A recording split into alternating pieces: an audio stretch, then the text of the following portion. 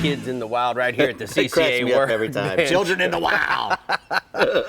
Hey, rigs, techniques, Cobias, Cobias. something you know a tremendous amount. I know Let's a little get bit into about it. I wish I knew more because, you know, I spent a little time up there in Destin. My parents still live in that area, so some of the first fishing I did was up there, and cobia is a huge thing there, especially right now. Springtime, you know, cobias are a bottom fish most of the year.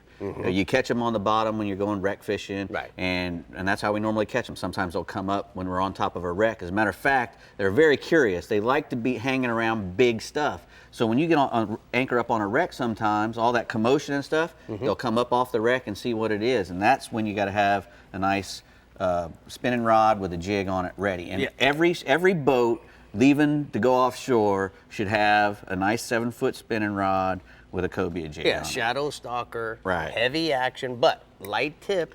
Light tip so you can make a long cast. 30-pound 832 suffix. Right. With a piece of fluorocarbon. Yep, And about on a the same 40 to 60 pound. 55 size reel. Yep. You know, you get a smaller size reel, you have a tendency to reel against a drag and it tears stuff up. Yep, you don't need to do that. All right. But the first thing that everybody's going to throw them as is a cobia jig, and we talk a lot about the baits that they eat, and we never really go into the jigs that much, but you want to use something that's between 1 and 4 ounces, let's say. That'd be on the real heavy side. Or nowadays they make ones that are made out of this softer a plastic material that glide a little bit more. They don't sink like crazy like a lot of these other ones do. You can use these in water, relatively shallow water, like we're fishing in up in Destin area on the bar, on the color change right there. We're probably the deepest water you're fishing in is 20 feet of water. Gotcha. But when you're fishing in deep water, you don't want that jig to go all the way to the bottom and lose sight of the fish. If you're in deep water, you can use one of these other lighter plastic head jigs. These are made by some guy Is in there any Jacksonville, color new concept. that you like better than others? You know, like, guys in a while who like something dark. Is there something? Everybody is different, you know, but most of the time, the more obnoxious the jig is, the faster somebody's going to pick it up to throw it. I mean, this is my favorite, pink and chartreuse. I really like. I don't know why. I just get a lot of bites on it. I imagine the guy who likes the purple one, he likes it because he gets a lot of bites on it. The thing of it is you got to throw it to the fish. Right. You know, whatever jig you're using, you got to get it close enough so that he can see it, but not close enough so that you're pounding him on the head with it. Because when they're cruising up and down that shoreline, they're a little spooky. Sometimes they can be spooky, and you go throwing a jig and hitting him right in the head with it, he'll bolt off. So let me ask you, what happens when they don't want to eat artificial? What do you do? Well, then you start going through the progression of, you know, first off, most guys will throw an eel first if they're really serious about fishing for cobias. our guys, you know, we don't have eels readily available, so mostly we're going to throw the jig first. If he doesn't eat the jig, is not going to eat a jig, put some squid on it, or a dead sardine. Something that gives a smell. Anything that'll make it stink a little. Sometimes that'll make them bite. I've had 7 cobias in a day follow my jig all the way to the back of the boat and not one of them eat it. And tried to put other things on it. Sometimes they just don't want to eat, which is very rare because most of the time a cobia is very aggressive.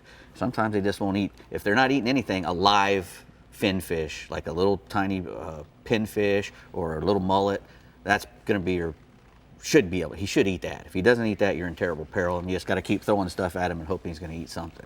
You know, a lot of times when we fish them in the wrecks out in the Gulf, one thing that nobody ever fishes with is a lizard fish. And we catch big lizard fish from time to time. Yeah, I could see them eating that because they like to eat catfish.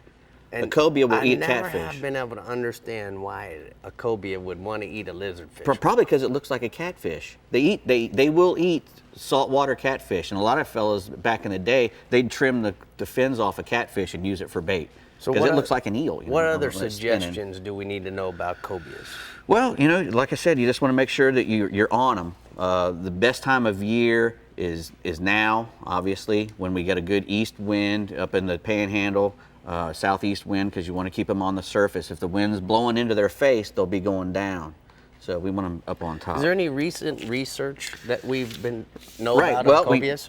Right now, the fellows up at William and Mary are trying to do a DNA study and trying to figure out which cobias are hanging out where and what the DNA is different. And if you go online and email these fellows, they'll send you a cobia kit where you can get a little DNA sampler. Right. And what you do is every time you catch a cobia, give it a little clip, put it in the stuff, send it to Hamish or Jan up there at William and Mary, and they'll do a big study, and they're going to publish a big paper about where all these cobias go and what they're doing, and and who's related to who, which Yeah. helps regulate them. That's awesome. Yeah, it is cool. You should do that. Good if you're going work. to catch one, do it. Yeah, good work over here.